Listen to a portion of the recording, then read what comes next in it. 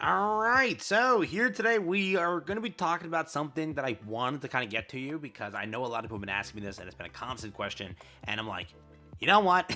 Instead of responding to comments and such or DMs or anything like that, I'll just try to make a video on this and give my opinions on basically who to build first. Don't make this mistake. The best favorite item now added in the game to build between the 4 new ones that have officially been added as of now. This is a bit of an early opinion. I've seen a lot of testing between each of the kits here, and I think that as of now, the answer is kind of there, but it can change moving forward as units release, as things get better, as testing goes through, as new teams are found.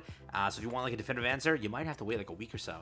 Or even if you want like, hey, will this always be the same? Who knows? Maybe a character releases up and coming that really pairs well with one of your favorite item. You never know. You never know.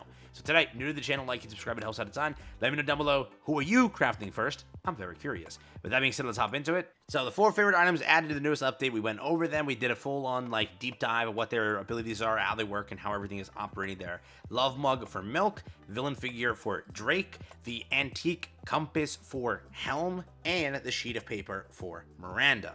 That is going to be 4 characters officially added in. People keep asking me, hey Gogo, now that we have these 4, when can I expect the next batch? And I can give you an answer, actually, officially give you an answer.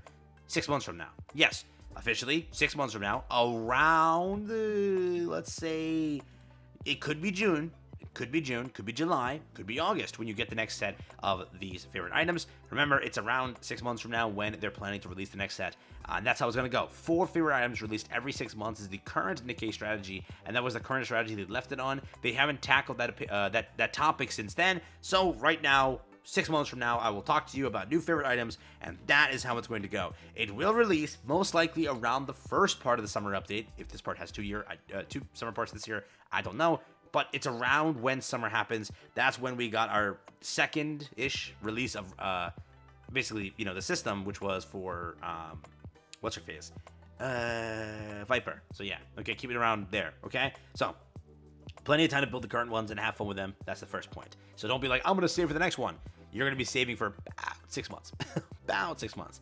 So with that out the way, let's talk about what each one does to make sure it's clear with everyone. And this is why it's like the thing, in my opinion, where depending on what comp you want to run and depending on what team you have really built, it also plays into effect. Because for example, a lot of you do not use shotgun meta. A lot of you, like, watching this video, you don't give a damn about shotgun meta. So for example, for Drake's figurine, in this case, her favorite item, a lot of you don't give a damn about this one because you don't use shotgun meta. So just remember, that's why I want to talk about the situationalness of this all and why that's a big factor. First things first, Miranda. Miranda's not bad. A lot of people kept saying it was bad yesterday, or when I originally covered it. The thing is, it's just weird that she gets self-buffed. If she was, like, further buffing the team, that's insane. But they applied a lot of sub-buffing to her. She's a B1 character, and with that additional sub-buffing, which you can take a look into it, a lot of it's, like, affects self in different areas. For example, here, they added a part to it, and that is after this over here, attack goes up after 3rd normal attacks. So it's like, if that was affects allies, oh my god, you know what I mean?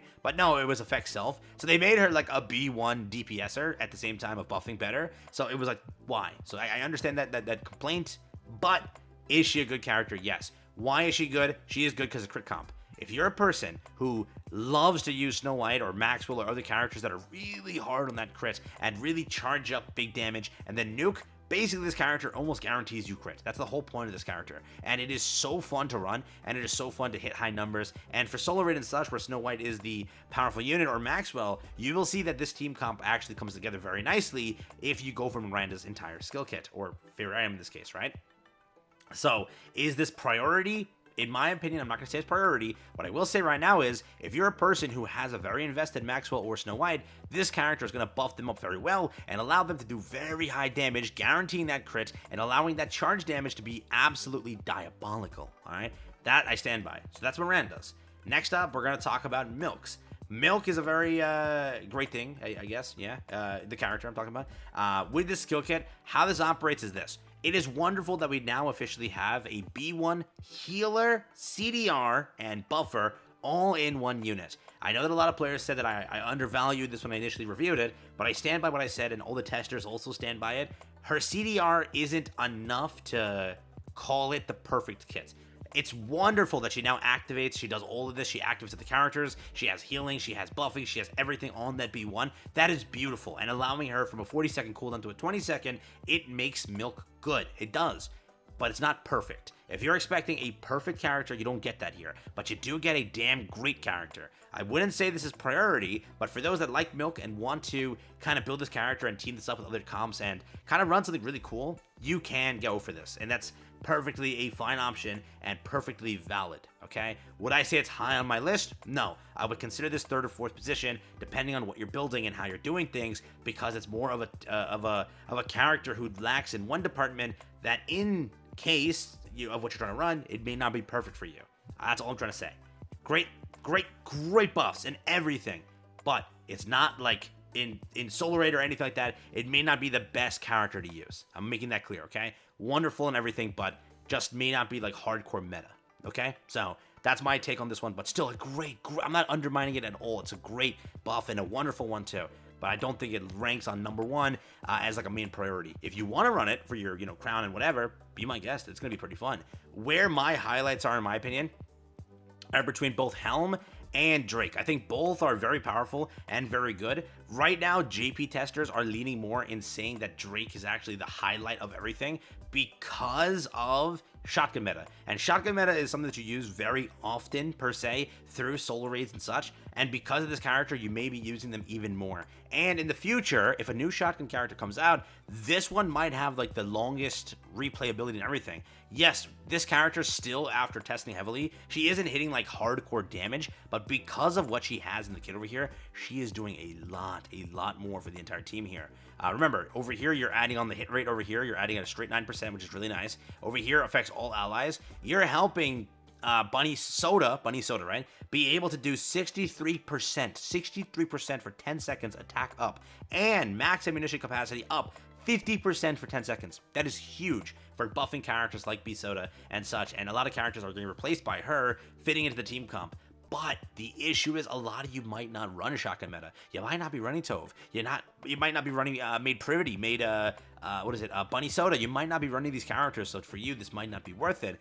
But it is worth mentioning that for shotgun meta, for solo raid and such, it revives Drake and it brings her out to the point where in the future, if a shotgun character comes out, and I wouldn't be shocked in the near future that happens, you might have a very good team comp here, and this might really connect the dots in the future, similar to how like Lapless and other characters connected the dots when it came to future releases through true damage and through other things associated. We saw that with the previous favorite item system, and I'm expecting it to happen more and more up and coming, and that's like the big highlight that you want to know. So this one is like in my opinion, you could put this in like the 1 or 2nd position, depending on how you operate things here. But if you don't even use shotgun meta, you're going to throw that down to 4th position because of that entire team comp. So that is there. But a more universal and a more understanding, and anybody can craft this and kind of operate this one, it's Helm. And Helm is absolutely, in my opinion, like one of my favorite ones. Seeing this, I was like super happy that Helm got a good one. By the way, read Helm's story. Give me your thoughts if you've read Helm's story down below, and the amount of memes that are coming out of it because of Rappi, like editing Rappi in the windowsill in the background. I've seen so many memes like that, dude. But it's a very cool, very good story. I think you'll enjoy that one the most, if anything. I haven't played all of them so far, but that one is, oh my god, you know what I mean? So there is that. But what does this add on to the character? Activates when attacking with full charge, affects all allies, recovers 0.59% of the cash's final max HP, fills burst gauge by 14.31%. This character can charge up the burst in like, I think it's like 3 shots now or 2 shots now or something like that. It was like an insane thing that people were testing, and it's kind of crazy. Also, you have the recovers 0.59% of the cash's final max HP, which is now on a skill 1 proccing a heal after just simply full charge, which is also super cool. Not an insane amount of HP, but only a full charge is required, not on a burst cycle like originally this character had. Also, in phase 2 over here, they added on no damage continuously. Over here, affects all allies. They upped the attack damage, so when entering full burst, it now gives 27% damage for 10 seconds. It activates when hitting a target with full charge, affects the target. It deals now 179% of final attack as additional damage, and then activates when hitting the target with a full charge, which is also super cool. And then on the burst over here, they made it like a nuke, bro. They times this by a crap ton. They also didn't really change much here, but they did add charge damage multiplier goes up by 158% for 10 rounds, which is also super cool. So it's a more rounded one, and it could be more easier for you to use this one and implement this one into some team comps for raid and such. So that's why I say this one. But in my opinion, if I were to say it, it's like Drake and Helm on par with each other depending on the situation, then I would go, in my opinion, either Miranda if you're running crit comp. If you're not running crit comp and that's not something really you care for, you might go Milk and then Miranda, because Milk does have some viability in the future, potentially on who they release here. But again, is she the perfect heal CDR damage buffer? Not yet. So we don't have that yet, but I'm expecting them to be like releasing a Pilgrim or somebody crazy like Rouge and such that fills that space. But for now, that void has somebody filling it up. Okay, so in my opinion, Helm or Drake, depending on who you want to go for, is the first position, depending on the situation that you have provided, or then up and coming crit comp with Miranda. If that's not a care for you, Milk, then Miranda. That's like my highlights of what I think it is. And you let me know what you think about that. Maybe I'm wrong, maybe I'm right. Let me know your thoughts, opinions down below. But that's what I want to talk about here today. Basically, how to go about, you know, the order of building them and such. But I do think that Drake has a lot of viability up and coming potentially if a shotgun character releases, and I think they would. You know, within the near future, maybe a collaboration character, maybe whatever. Shotgun is a thing that hasn't gotten much love, I think, recently, right? But could be up and coming. Do we have a shotgun? Before I end this video, I'm gonna make myself look like a fool real quick. Who is our shotgun Pilgrim? Let me just make that clear, because now I'm dumb. So if it's somebody like that, I'm gonna verify real quick. Let me just check. Shotgun and then Pilgrim. It's Isabel. Damn, I insulted my wife. Yeah. So probably we'll get a shotgun Pilgrim soon. I wouldn't doubt that. We don't have an SMG Pilgrim too, but I don't know if they care about that category. So it's either shotgun or SMG. One of those ones are gonna get something. So we'll see. All right. Take care. Have fun. That's been it for me. Yeah. Hope you enjoyed it.